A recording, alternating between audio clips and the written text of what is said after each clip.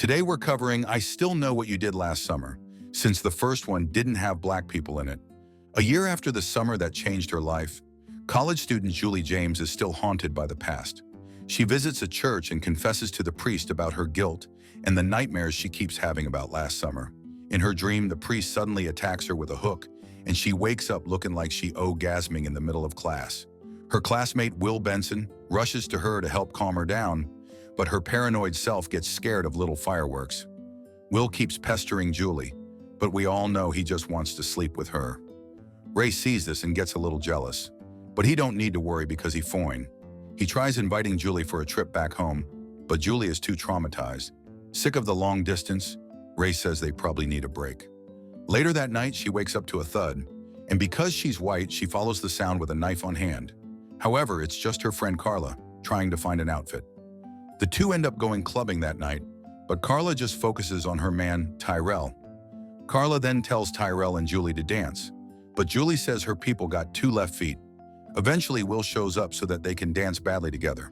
As Will gets her a drink, Julie notices the hooked man killer on the mezzanine and goes after him, but he disappears. Over it, Julie decides to go home and doesn't invite the Timutam Welling over. The next day, Carla gets called for a radio contest, and in order to win, they just have to tell him what the capital of Brazil is.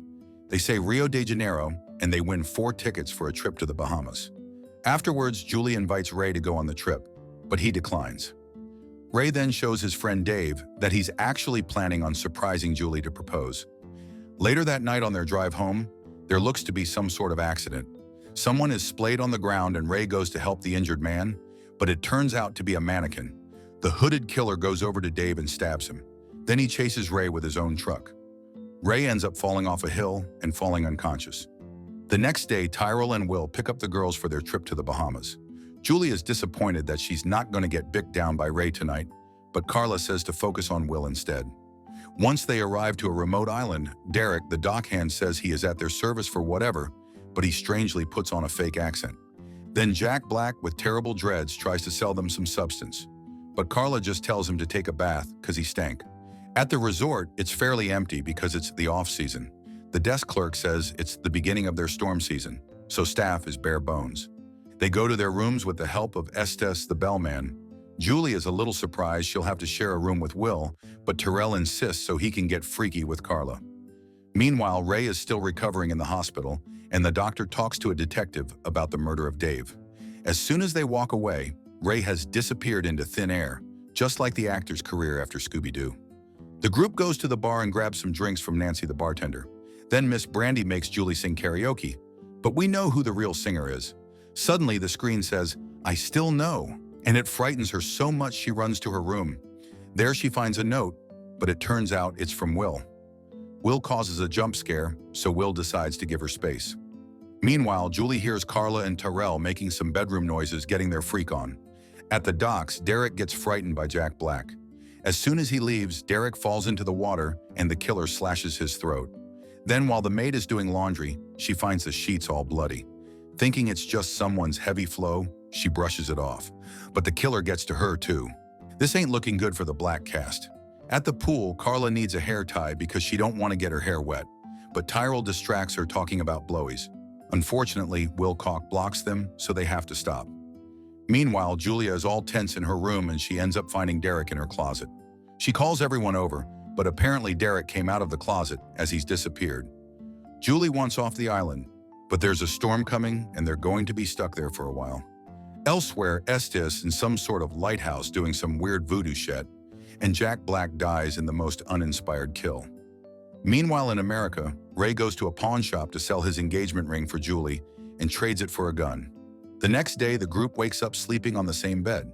Apparently, their stupid Oz decide to split up to hang out instead of staying together. The men end up finding Jack Black flying high with his slit neck. Meanwhile, Julie uses a tanning bed. Carla hits a boxing bag. She hears a loud machine and finds the dead maid. To Julie's horror, Julie finds that the killer used a zip tie to lock her in and has turned up the temperature on the tanning bed. The men hear her screaming and get her out. They've had it, so they look for the hotel clerk, but he too is dead. And on the walls, written in blood, "I still know." Julie tells the group that Ben Willis is still alive and is after her. The men thinks it's Estes who is behind this, since he's the only one left on the island who is still alive. Carla is disappointed in Julie for not telling her the entire truth. They go to Estes' room and suspect him of being the killer, since he has some of their personal belongings. The group decides to split up again, and the lights are cut off. Julie goes to a globe, and Estes pops out of the darkness, saying the capital of Brazil is actually Brasilia. The men decide to choke him, thinking he's the killer, but Julie says he can't be because Estes' knees look like they're about to break. Julie realizes that the radio contest was all a setup by Ben Willis. Hearing his name, Mr. Thyroid Eyes says that Ben used to work on the island, and he can show the group where Ben used to stay. Meanwhile, Ray finds the old seaman who brought the group to the Bahamas, and Ray threatens him to give his boat over so he can sail to save his friends. The group walks in the woods, and Estes tells them that Ben used to have a wife and son. However, there were many rumors about what Ben was possibly doing to the mom, physically abusing her because she cheated, and the wife and son just disappeared. At a gravestone, she finds the wife and kids' graves, but there's a third with Julie's name on it. Julie does her famous, "What are you waiting for's" line. And again, the stupid white boy decides to split up from the group to look for Estes, who conveniently disappeared. The rest go to a kitchen and grab some knives, but Miss Carla gets a butter knife instead. Tyrell assures Julie that they will kill Ben. Tyrell says his stomach growling and he wants some fried chicken, so they head to the pantry. They hear a noise coming from the deep freezer, but there's only a rat. Suddenly, Nancy bops him with a flour roller. When Will finally locates Estes, he's wondering why the man is trying to sail away with a boat, but Estes uses the paddle to slap the man silly. In the kitchen, Nancy apologizes to Tyrell. As Tyrell talks about how he's pitching tents constantly but getting no relief, the killer pops out of thin air and hooks him in the throat. The girls run out with the killer walking slowly. They make their way up higher to the attic and lock the door behind them. Julie realizes there's a two-way mirror into her bedroom and someone's always been watching. Then Carla falls and her foot gets stuck. Nancy helps her, but Carla gets tackled into the two-way mirror and she falls down with the killer trying to hook up with her.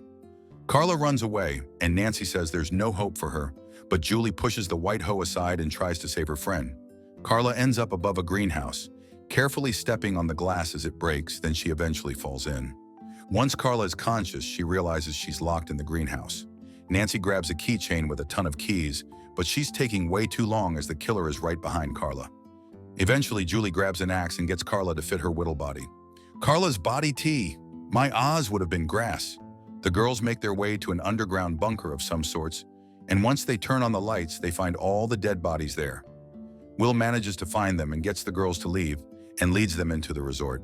He's bleeding profusely, so the two girls look for first aid, while Julie looks for the wound to stop the bleeding.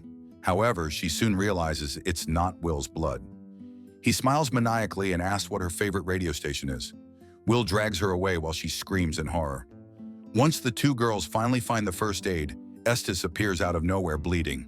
A javelin was thrown in his chest and he falls over Nancy.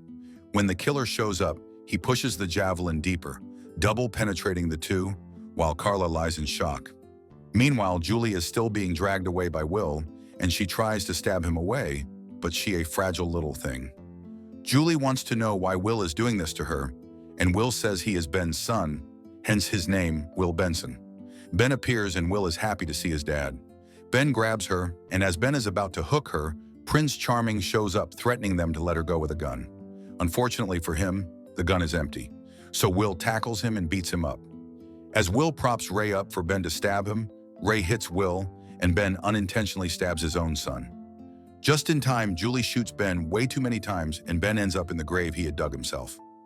The next day, they're rescued by a helicopter, and in a huge, surprising twist, they let the black girl live. Carla and Julie hug each other, glad that their vacation from hell is over. Much later, Julie arrives home and gets the mail. The Foyne Ray is brushing his teeth and tells Julie she better not fall asleep yet, because he needs some action. Julie hears another sound coming from the other room, so her Caucasian instincts tells her to go there. She finds an open window but doesn't see the big feet shoe prints. Eventually, Julie sits on her bed to calm her paranoia, but then screams for her life as she looks at the mirror and sees Ben is under her bed. He drags her under and the film ends. Never became a trilogy. There's a reboot though, but our main cast isn't really there. Did y'all see this when it first came out, and did you guys watch the reboot in the theaters? If you like this video, make sure you subscribe and turn on notifications. We got lots more of foolishness on this channel that'll have you hollering. And if you like to watch more, just click here or here.